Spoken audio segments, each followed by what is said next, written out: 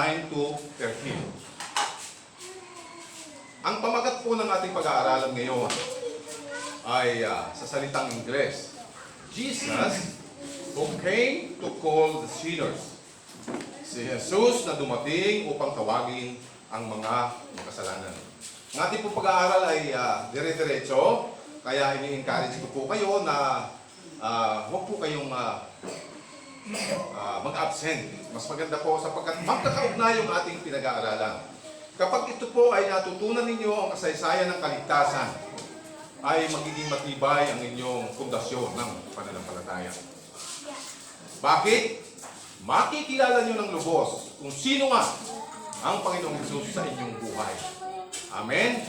Mga bata, focus muna tayo sa pag-aaral.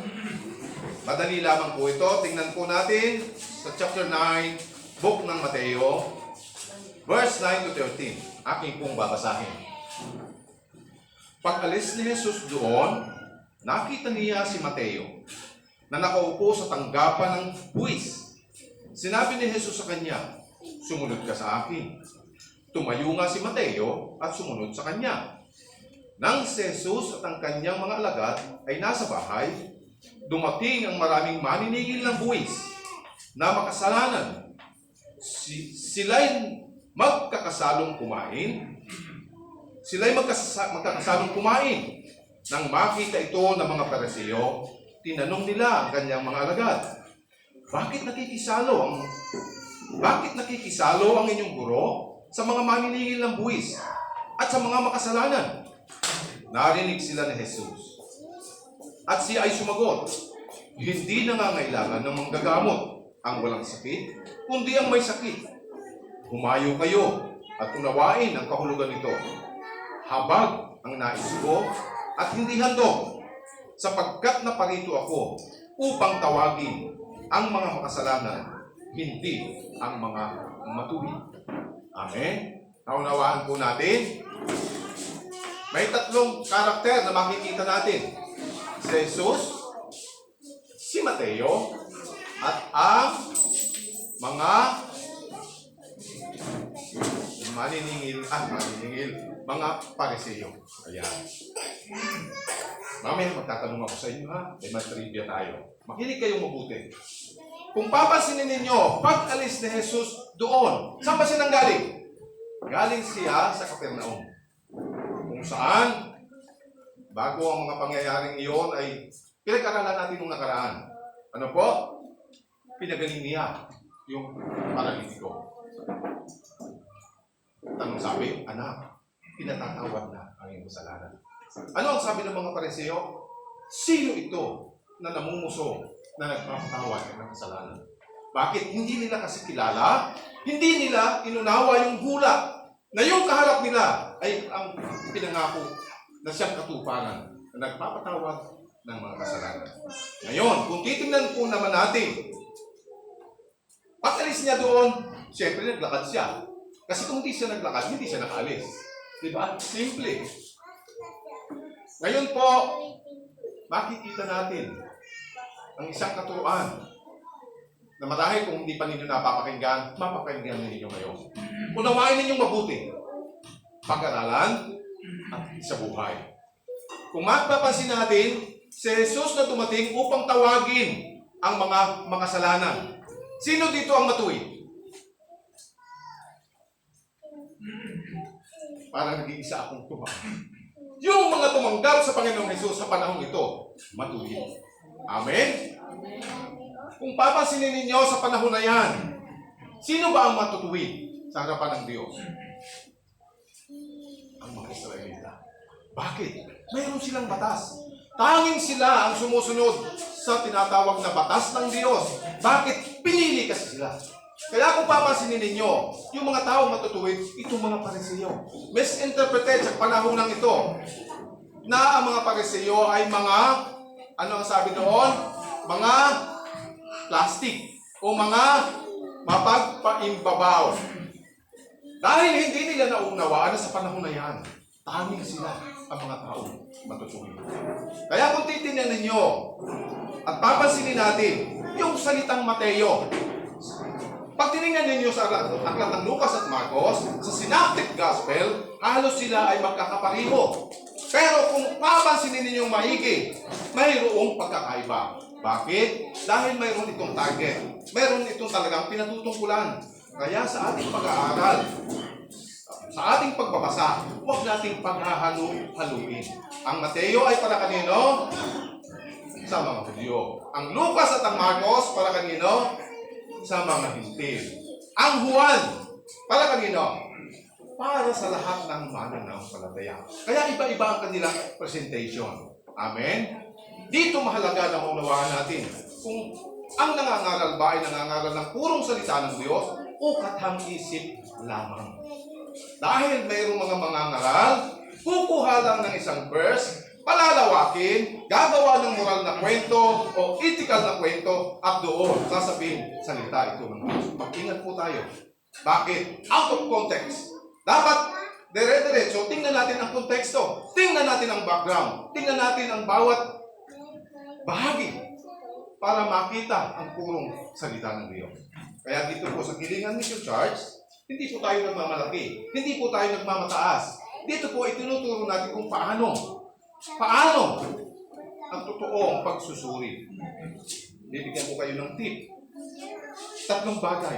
Tingnan nyo ang background. Sino ba ang pinatutungkulan? Tingnan nyo ang context sapagkat nandun din yung sagot ng lahat ng tanong. Amen? At ito ang pinakamahalaga. Tingnan nyo sa pananaw ng tinatawag na tipan. Ito po ay tipan. Ang Biblia po ay tipan. Lumang tipan at bagong tipan. Amen? Huwag nyo paghalu-haluin. Bakit? Sabi nga nila, kulang na lang ng yelo kasi masarap. Hindi po ba? Sa salita po ng Diyos, bawal po yun. Hindi po dapat gawin. Ngayon, punta tayo sa ating pinag-aaralan. Kung titingnan ninyo sa book ng Lucas at Mark, hindi binanggit ang salitang Mateo. Bakit? Ang tawag doon na sinabi niya ay si Levi o si Levi. Dito po nagmula yung salitang Levi's. Yung ating, yung tawag nito, jeans. Yung Levi's. Ang originate po niya ay Israel. Kaya yan po ay hindi nakakapasok sa bansang Arabic. Sa Saudi hindi yan pinapasok. Sa Kuwait, bandang huli na lamang tinanggap. Bakit? Yung salitang Levi's ay mula doon sa salitang Levi na ang ibig sabihin ay Mateo. At yung sumulat ng Mateo, sinadya po niyang banggitin yung salitang Mateo. Bakit kaya? Ang salitang Mateo po ay isang makasalanan. Siya ay nagtaksil. Bakit? Dahil sa siya ay pumasok. Malaki daw kasi ang sweldo sa revenue. Yung tax collector. At karamihan sa panahon na yan, ang mga tax collector nangungupit. Alam niyo po yung nangungupit? Sabi nila, credit, pandalingan ulit, pag may sobra, kupit. Ang pangungupit po ay kasalanan. Bakit? Yan po ang corruption na tinatawag. Diba? Ang ating gobyerno, ingat na ingat ngayon. Bakit? Intelligence farm. Ano ito? Pork barrel. Gawain ng mga makasalanan. At dito kung papansinin ninyo si Mateo nagtaksil sa bansang Israel. Siya ay naging isang tax collector at dito kung papansinin ninyo, isang napakagandang pangyayari na meet niya ang Panginoong Jesus. Ang isang makasalanan, ang isang tax collector, hinuhusgahan na po yan sa kanilang batas. At kapag ikaw ay hinusgahan, hindi ka pwede pumasok sa sanktuaryo. Bawal. Makasalanan. Tanging ang mga matuwid o yung mga sumusunod sa batas, sila lamang ang pwedeng dumalo sa panambahan. Kaya salamat sa Panginoon. Dahil tayo ay nasa bagong tipan. Kung nasa lumang tipan tayo, tayong lahat ay hindi pwedeng sumamba. Bakit? Tayo'y mga hintil. Labas tayo sa pangako ng Diyos. Wala tayong batas. Walang pangako. Tanging sa awa at habag ng Diyos. Kaya tayo ay naririto. Amen? Palakpakan natin ang Panginoon.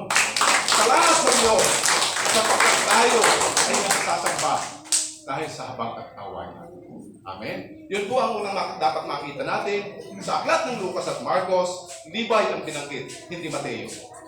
Amen? At ang sabi po dito, tumayo si Mateo at sumunod sa kanya. Alam niyo po, pag mula doon sa labasan, pag tuwing lang Sunday, nagyayaya ako. Halina kayo, umatin tayo. Napakaraming mga alibay. Di ba? 6 days, 7 days. Bakit hindi tayo makapaglaban ng Lunes? Bakit hindi tayo makapaglaban ng Martes? Bakit tiyempo pa natin ng Linggo? Nakalulungkot po kapag naunawaan ninyo ang kasaysayan ng kaligtasan. Gagawin ninyo ang para sa Diyos sa lahat ng oras at sa lahat ng pagkakataon. Amen? Dito po si Mateo, kung titingnan ninyo, nung tinawag ng Panginoon, nag-invite siya. Dahil nakita niya na siya na makasalanan. Tinawag ng Panginoon. Kaya ano ang nangyari? Nagpahanda siya. Marahil napakaraming handaan. At kung papansinin ninyo, lahat ng maniningil, lahat ng mga makasalanan, nagdaluhan. Diba? Alam niyo po, ang sarap po kami handaan. Hindi ba? Ate Alioni? Lalo pagka-libre, diba? Ang sarap kumain. Dito, kung papansinin ninyo, kasalo ang Panginoong Hesus at ang mga disipulo na supposed to be hindi nararapat. Bakit? Sa lumang batas, alamin po natin mabuti sa panahon na yan, umiiral ang batas. Bawal na makisalo ang isang makasalanan sa isang matuwid. Yan po ang hinihingi ng batas. Bakit? Mahahawa sila sa kasalanan. Pero sa panahon na yan, dahil dumating na yung pinangako na tagapagligtas, na ang misyon niya ay tawagin. Tingnan po ninyo yung salitang dahil ang Panginoong Hesus hindi lang tagapagligtas, siya rin ay manggagamot. He's a doctor. Yung salitang may sakit, ang katumbas nito ay makasalanan na kailangan ng manggagamot. At yung mga matuwid naman, ang kahalin tulad nito ay yung mga walang sakit. At kung pansinin ninyo, ano ang sabi ito? Nang makita ito ng mga Pariseo, tinanong nila ang kanyang mga alagad, bakit nakikisalo ang inyong mga guro sa mga maniningil ng buwis at sa mga makasalanan? Bakit? Kung tutuusin po, tama sila. Sa panahon na yan, dahil nasa ilalim ng batas, ang Panginoong Hesus hindi dapat makisalo. Pero, ang sagot din po ay nandito sa context. Tingnan po ninyo, humayo kayo at unawain ang kahulugan nito. Habag ang nais ko, hindi hando. Sapagkat naparito ako upang tawagin ang mga makasalanan, hindi ang mga matuwid. Ano yung habag? Binigyan po ng pagpapaliwanag ng ating minamahal na missionary, yung Hosea. Sa Hosea po, binanggit doon si Gomer na dapat ipakasal sa isang babae, ano tawag doon, makasalanan. Ibig sabihin, binabanggit po dito, magkataliwas. Ang habag at ang handog ay magkataliwas. Di ba? Kung pasinin ninyo, ayaw ng mga Pariseo, nagtatanong sila, bakit nakikisalo? Kasi siya ay matuwid. Dapat hindi siya makisalo. Pero dito, pinakikita ng Panginoong Hesus yung kahabagan na kinakailangan din tawagin ang mga makasalanan na isa dito, si Levi, o kaya ay si Mateo. At si Mateo, sa sobrang kagalakan niya, nagpahanda ng malaking handaan. Sayang, hindi tayo makadalo, ano? Ang dami siguro pagkain doon. Pero, makikita ninyo yung pinupunto rito. Ano yung pamagat? Jesus, you came to call the sinners. Dumating siya para sa mga makasalanan. Kaya kung papasinin ninyo, yung handog, yung awa, magkataliwas. Amen? Nakita po ninyo yung punto rito?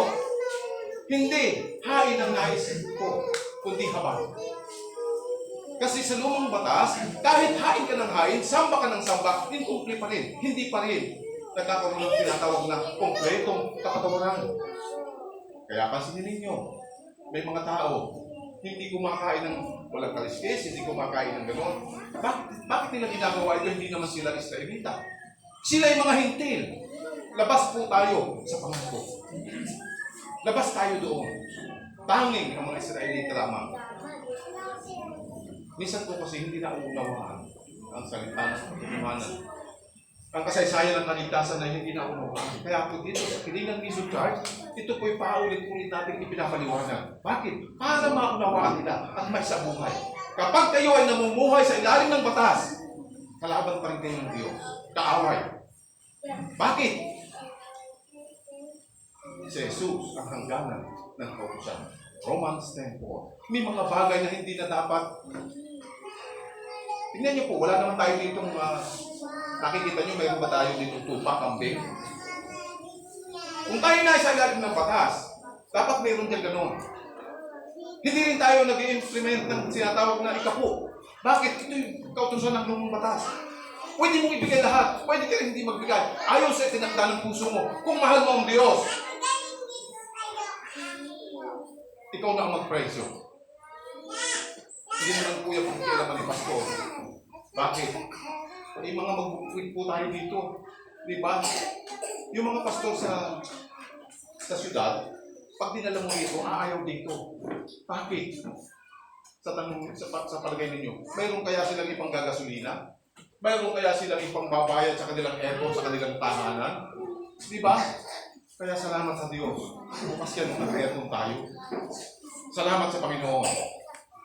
Ngayon po, unawain natin mabuti. Narinig ni Jesus at siya ay sumagot.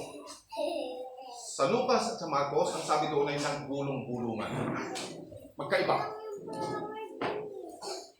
Kaya pinanggit niya, anong sabi dito? Hindi nangangailangan ng manggagamot ang walang sakit, kundi ang mga may sakit. Sa tingin po ng mga Paresiyo, sila ay matuwid, sila ay hindi nila kailangan ng Panginoong Hesus. Kaya po nakalulungkot, hanggang sa kapanahon ng ito, hindi pa rin tinatanggap si Jesus sa bansa Israel. Mas naunahan pa sila ng mga bansang hintil. Kaya mapalad po tayo. Amen? Mapalad tayo sapagkat kinahabagan tayo ng Panginoon. Ngayon, paano natin i-apply sa panahon ng ito, ang mga bagay na ito? Paano natin ito i-apply? Kung titingnan ninyo, si Mateo, tinawag ng Panginoon na isang makasalanan. Hindi nakwila, hinatulan na. Bakit? Maniningil siya. Ay isang maniningil, isang tinuturing na isang hindi matuwid. At kung titingnan ninyo, halos kapareho din natin. Tayo ay manghintil, wala tayong batas. Hindi na din tayo karapat-dapat. Ngunit dahil sa habag ng Panginoon, sa kanyang awa, tinanggap niya tayo. At ito po ang mensahe dito na pinibigay ng Panginoon, na kung paano tayo ay nagkaroon ng tinatawag na kaligtasan. Ito ay papamahagi din natin. Hindi natin pwedeng sarilihin ng basta-basta lang. Marahil po, kayo may asawa, may mga anak, may mga mahal sa buhay. Kailangan din nilang ipanghilo ng kaligtasan. At kayo po yung channel na yan. Isang challenge po. Kung tingnan ninyong mabuti, si Mateo nagkaroon ng tinatawag na pagbabago. Dahil sa pagtawag sa kanya, hindi naman siya dapat maghanda, diba? Dahil sa kagalakan, nagkaroon siya ng pagbabago sa kanyang buhay. At naniniwala ako na bawat tinatawag ng Panginoon, mayroong pagbabagong nangyayari sa buhay niya. The way na siya ay nagsasalita, the way siya ay nakikisama sa kanyang sambahayan, the way na siya ay nakikisalamuha sa kanyang mga classmates, tayo ay magsilbing liwanag. Tayo ay magsilbing asin sa mundong ito. Ang mundo po ay papasama ng papasama. At dapat makita, kung si Jesus nga ay tinanggap natin Panginoon at tagapagligtas, nananahan sa puso natin, hayaan natin kumilos yan. Huwag natin pigilin upang makita ang liwanag sa buhay natin. Amen. Si Mateo, isang makasalanan, tinawag at nagkaroon ng tinatawag na pagbabago sa kanyang buhay. Isang challenge sa bawat isa sa atin. Basahin natin ang salita ng Diyos. Pag-alalan natin ito, isabuhay natin ito. Yan po ang assignment natin sa ating mga buhay. At magpatuloy po tayo. Amen. Kung minamahal natin ang Panginoon, minamahal natin ang kanyang salita, magpatuloy tayo. Huwag tayo, ano man, alam niyo po, marami talagang problema sa tahanan, sa personal na buhay, maraming suliranin. Ngunit, tandaan ninyo, kinahabagan tayo ng Panginoon. Iniligtas tayo at ginawa tayong bahagi ng kanyang kaharian. The kingdom na naririto. Kung nasaan si Jesus, naroon ang kanyang kaharian. Huwag po natin isipin na pag namatay lang ako, saka lang ako pupunta sa kanyang kaharian. Hindi po. Dapat bahagi ka ng kanyang kaharian dito sa lupa. Para kung umikit ang mata mo, mayroon kang kingdom na pupuntahan. Alam niyo po, mapupuno ang impero dahil sa mga taong mababait. Bakit? Anong sabi nila? Mabait naman ako. Siguro maliligtas ako. Hindi po yan ang tamang paraan ng pagliligtas. Kinakailangan tanggapin niyo si Jesus. Kinakailangan kilalanin ninyo si Jesus. Yung lamang po ang paraan. Wala nang iba. Kaya dito sa ating pinag-aaralan, tinanggap ni Mateo na Panginoong Jesus Ano sabi? Sumunod ka? Wala nang reklamo. Sunod ka. Ganyan po dapat ang isang maging attitude ng isang tagasunod ng Panginoon Jesus. Amen? At naway basbasan tayo ng Diyos na tayo ay magpatuloy sa ating paglilingkod. Tayo pong lahat ay umupo at manalangin. Dakilang Diyos, kami po'y nagpapasalamat sa pagkakataong ito na pagpapatuloy ng aming pag-aaral sa aklat ng Mateo 9, verse 9 hanggang 13. At tinawag mo si Mateo na isang makasalanan. At ikaw ay nakahilog-hilog. Ikaw ay sumama sa habag bilang pagpapakita ng iyong habag at awa.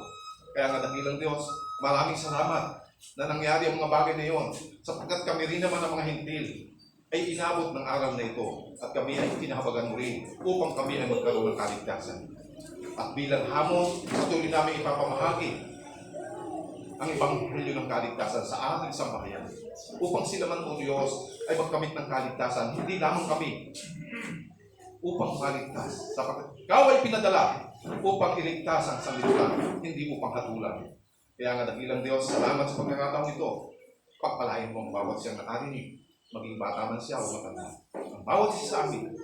Kaya nga o Diyos, pagkakataong ito, samahan kami lagi ng Banal na Espiritu upang ang mga bagay na mahirap gawin ay magawa po namin sa sulong at gabay mo.